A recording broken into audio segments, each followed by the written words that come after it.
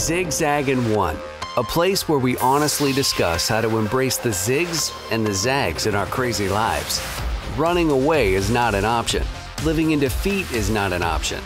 Instead, learning how to keep moving forward is what we'll do together, one nugget of wisdom at a time.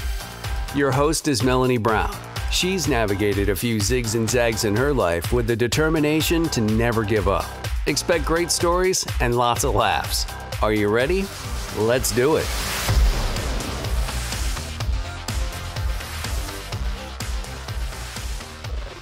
Welcome to the ZIGZAG and One podcast. I'm your host, Melony Brown. When I asked Brenda and Bernadette to join me to share their journeys of overcoming breast cancer, I had no idea we'd have so much fun. These survivor sisters fell into the BRCA1 gene statistics, but they chose a positive attitude when each zigzag hit. You'll hear how living in defeat wasn't an option for either of them. Join my conversation with the survivor sisters.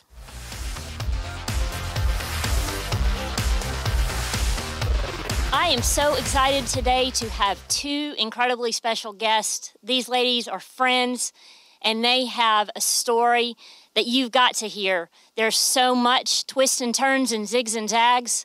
And so I'm going to introduce these two ladies to you. Brenda, welcome. Thank you, Melony. It's good to be here. Bernadette, welcome. Good to be here, Melony. Thank you so much. All right, ladies.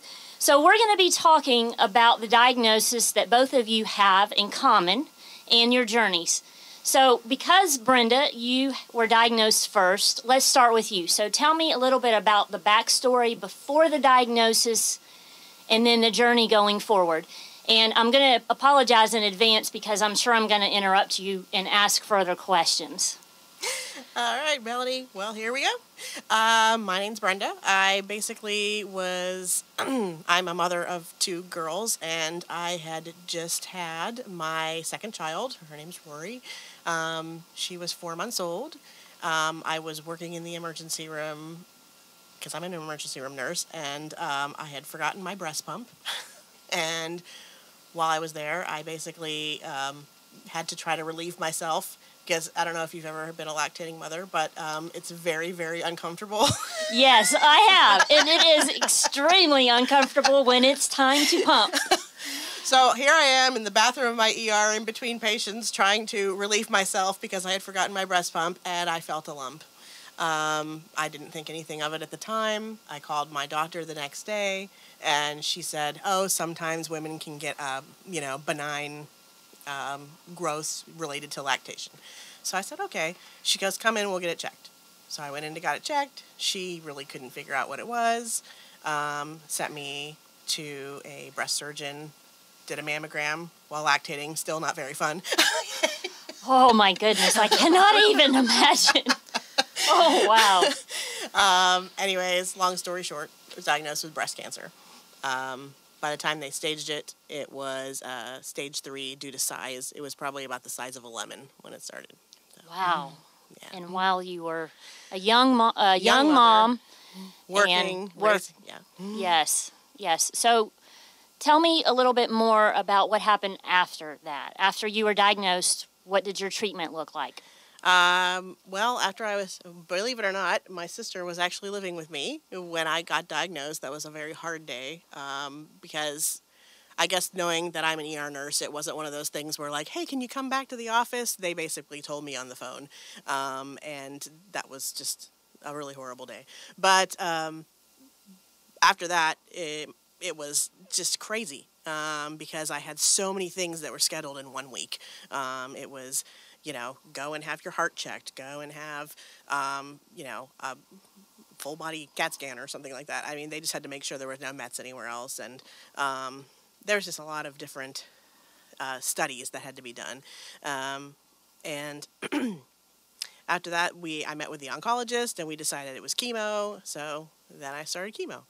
And how long was your chemo treatment? I was on chemo from about October to, I believe, April. And then after that, I had surgery probably a couple months after that. So, tell me what kind of surgery that you had. I had what they call a tram. Basically, they take all the fat, which I thought I had a lot of baby fat, from down, from the pelvic area to about your belly button, and they bring all that up and they make boobs out of it. They took it's called a tram flap, because they take about an inch or so square of muscle to bring the blood vessels up to supply the flap. So you had a double mastectomy? Yes, I had a double mastectomy. So you kind of jumped forward. I just wanted to make sure. That's okay. That's okay. So what happened after that? After that, really nothing else. I mean, we basically, after I had my surgery and recovered from surgery, I didn't need to have radiation or anything like that. So I just basically met with my oncologist several times, a couple times in the first, maybe it was like every 4 months in the first year, and then twice, and then basically up at 5 years out, we decided that I really didn't need to come back to her anymore, because I really didn't want to. I felt like that page in my life was over. So, but they say at 5 years you are considered cancer-free. Yes. So, yeah. So tell me about how it impacted your marriage, how it impacted you as a mother. Well, I think that it was probably very stressful on my husband. First of all, one of the things that I didn't allow anybody in my family to do was to feel sorry for me. I personally couldn't handle pity. I didn't want people to take pity on me, and I didn't want people to feel sorry for me. Unfortunately, when you have a family as loving and as caring as mine, I found all this out after the fact. That was really hurtful to them. Oh, no. Yes. Because they wanted to be there for you. Yeah, they didn't. I didn't allow them to grieve, and it was because I couldn't handle it. But afterwards, my mother and my husband both told me that they wish that they would have been a little bit allowed to grieve around me. So any advice I would love to give, please allow your family to grieve, even if it's something that you feel like you can't handle. It's something they may need to do. But also, I mean, just being a mother of two very young children, I mean, my oldest daughter was about 2. My youngest was 4 months when I got diagnosed. You can't stop. You know what I mean? No, you can't. You cannot stop. You just have to keep going through everything, you know. Keep moving forward. Yes, keep moving forward. I couldn't just take a break from life because I had cancer. In fact, one of the things that I specifically remember was when I would meet with my doctors, I did not want to know the mortality rate because I didn't care. I really did not care. I basically said, this isn't going to kill me.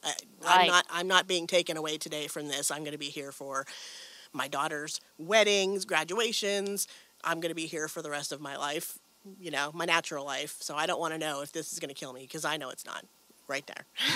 Well, it's not a bad thing. It's not like you don't want to know. It's the fact that you don't want that negativity to be in your head is the way that I kind of viewed it, even with my own health struggles. Right. I'm also a big believer in, your body is basically you have, I can't think of the words I want to use. You basically, your mind can do a lot of things with your body. You know what I mean? So if you are in a negative way, your recovery's not. Even like when I was getting chemo, one of the drugs they give you is something called adriamycin. It's called the Red Devil. Oh, nice. No, it is. It's terrible. Even to this day, thinking about that medication, I would have to think about it as medicine, because if I thought about it in any other way, I would have to think about it as strong medicine, because it would make me sick to even watch it going in my vein. And it was all mental. It wasn't anything but mental. So even to this day, thinking about that redness going into my vein makes me a little nauseated. But there is a lot of research that says that your mentality, whether it's positive or negative, definitely impacts how your body reacts to anything that it goes through, any kind of trauma, any kind of pain. So I'm with you. I'm all about keeping that positive attitude. So I know that this is also related to a gene, a specific gene. And so tell me how you learned about that part of your story. Well, probably about, I didn't want to know about the genetic thing right away, although I have an older sister who really wanted me to be tested. She is actually a very learned individual. She went on to become a nurse practitioner, and she is kind of the book smart one of the family, and she just really wanted to know. She wanted knowledge, you know. But at that time, I just couldn't. I couldn't do that at that time. I just was trying to get through, you know, the mom thing and still working and. But anyways, long story short, I didn't have resources at the time through my doctor's office to have the genetic testing done. And then a few years after I had recovered, they had a genetic counselor come into their office, and that's how I ended up getting genetically tested. The cost at that time was around $2,000. Thank God my insurance covered all of it.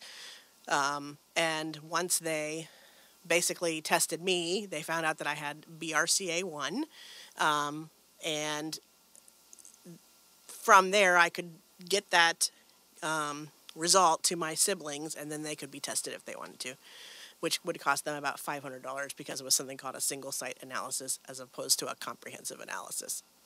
So that enters Bernadette's story. So you were tested. Yeah, so all of us, there's 4 of us in total. We had 3 girls and a brother, and we all ended up with the BRCA gene mutation. And I learned it, I was probably about, 28 years old when I found out I had the mutation. And I was encouraged by my family to do prophylactic surgery so that I would never end up with cancer. So what does that mean?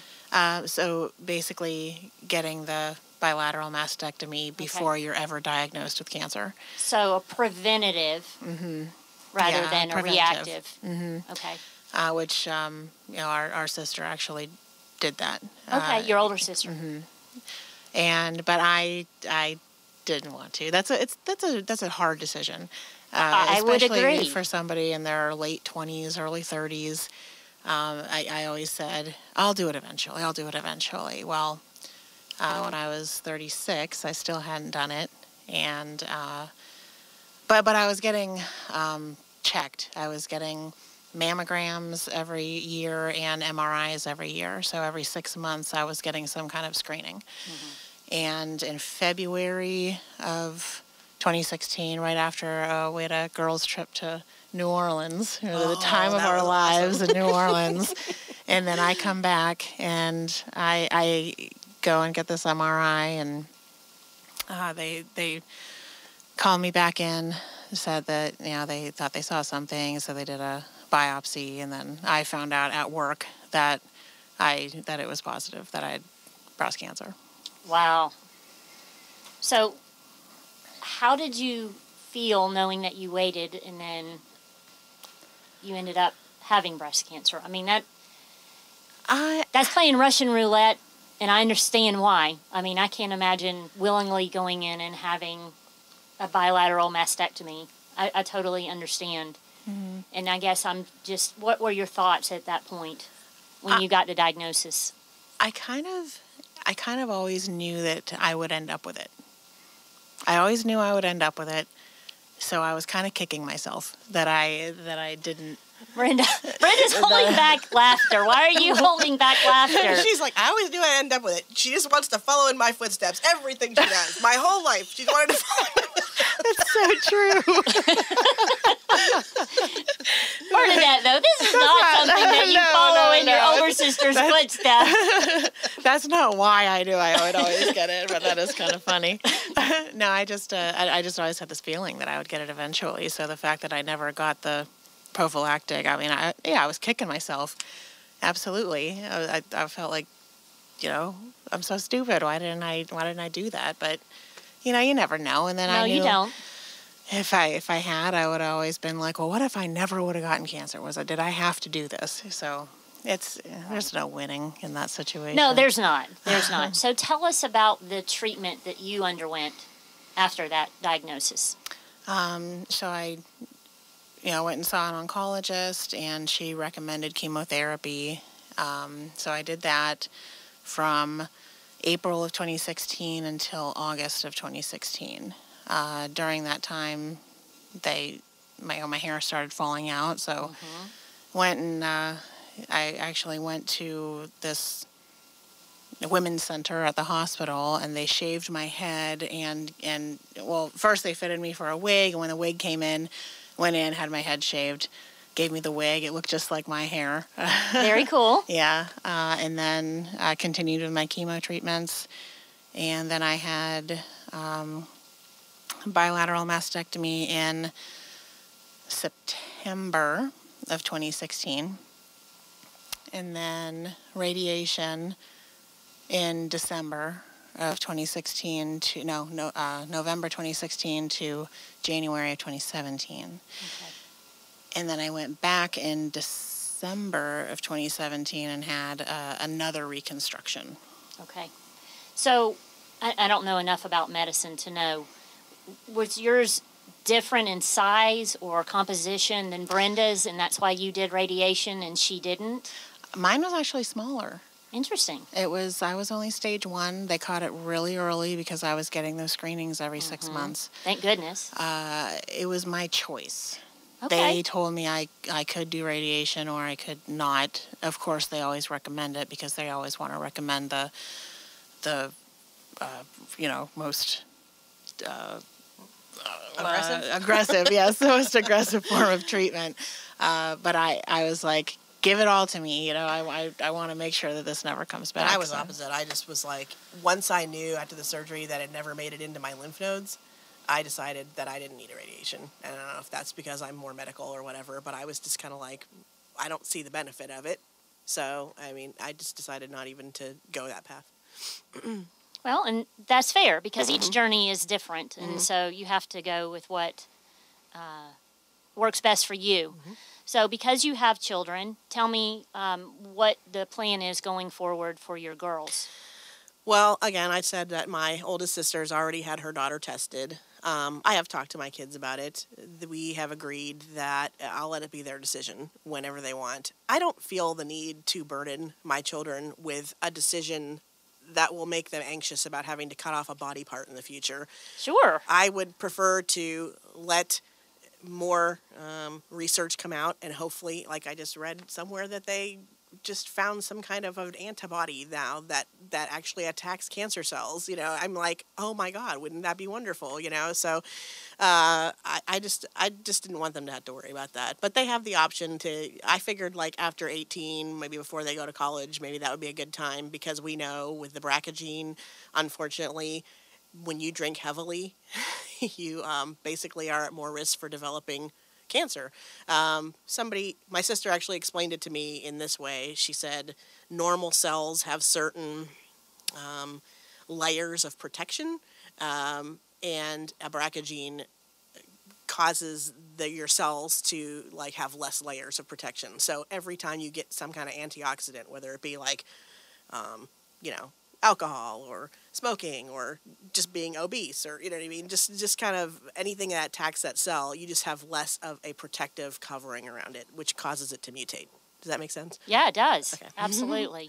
And I respect your decision because I do think that things change every single day as far as treatments. And by the time that they get to be 18 or older, that's a good time for them to say, hey, I do want to do this or I don't. And I think that's wonderful that you're not putting a lot of stress and pressure on them, because that certainly wouldn't be something as a teenager that you would want hanging over your head and worrying about. So yeah, I think when people go to college and they drink like fish sometimes, I figured maybe you might want to know that before you go to college. Maybe. So Bernadette, tell me some things that you learned during your journey about yourself, about your health, about life. This is going through cancer definitely taught me that I'm stronger than I ever thought that I could be. I'm resilient. What do you mean by that? Well, because it's tough on your body, it's tough on your mind, it's tough emotionally. You really do need to be an emotionally strong person to get through this. And if you're not an emotionally strong person, it kind of makes you an emotionally strong person. Kind of have to step up to the plate. Yeah, to have to and go through everything to make the decision to get the mastectomy, to look at yourself after surgery, and I mean, you need to look at it with a positive light, like, hey, these are scars because I survived something. Yes. This isn't something like totally negative that happened to me. And I don't look at it as a negative. In fact, like in my professional life, I think it kind of helped me, which is kind of weird. But you're going to have to unpack that. Well, so I worked all through chemo. I work in a corporate setting, and I went to work every day, except for 2 days after my chemo treatments, and my management knew that those days were going to be really rough, and they allowed me to stay home on That's those wonderful. days.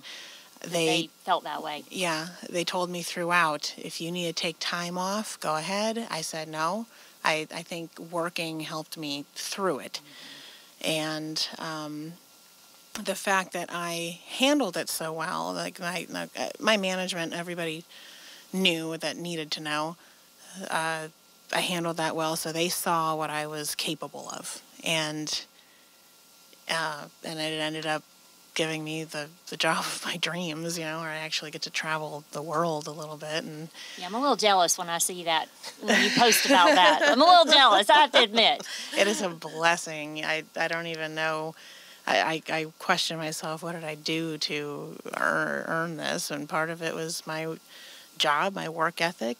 But I think that dealing with cancer in the way that I did helped them to see the type of person that I am.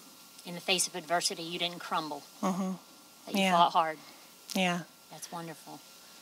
And Brenda's over here shaking her head. So, what did you learn? I learned to keep moving forward. I also worked throughout my chemo and everything. I was lucky that I was working something called PRN or per diem, so I didn't have any kind of a set schedule or full-time schedule where I had to be to work like 3 times a week or anything like that. I was able to pick up shifts whenever I wanted, which helped with being able to raise my children, but also helped with being able to work throughout all this. And the people I worked with were very protective. They basically would not allow me to take anybody with any kind of infectious illness. They was like, here, take that chest pain over there. Here's a paper cut. Don't take the guy with the flu. Yeah, that guy's got the flu and a cough. You're not going in that room. They were really, really wonderful. But yeah, I mean, I basically couldn't stop. I mean, the other thing is, I don't know why you'd want to, because in all reality, who wants to sit around thinking about their mortality? It's like, just get on with life. This is just something happening to you. It's a zag. Yes, it is. A zig or a zag. It is. And so that's why you got to keep moving forward. Yes, I see you're stealing my tagline. Sorry. No, I'll happily share it. So just as a recap, tell us what your one takeaway is, Bernadette. My one takeaway is you're stronger and more resilient than you ever thought you were. Yes. And we know yours is? Keep moving forward. You just got to keep going. Excellent. So, listeners, I have had so much fun with these ladies. I got to keep this conversation going. Join us on an outtake of the ZIGZAG and One podcast where we're going to do a short video, but I've got some additional questions that I want to ask these ladies. So make sure you join us for that. And when life zigs and zags, and you know it will, remember what these ladies said. You are strong and resilient, and you need to keep moving forward.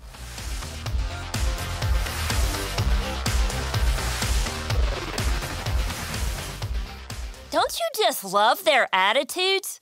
When Bernadette said, I look at my scars in a positive light because they mean I survived, I envision one of you listening that needed to hear that perspective.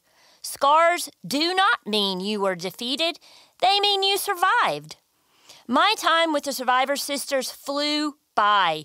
So we transitioned to my office to share a few hilariously funny things that happened during Brenda and Bernadette's journeys.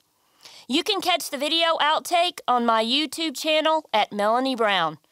Until next time, keep moving forward.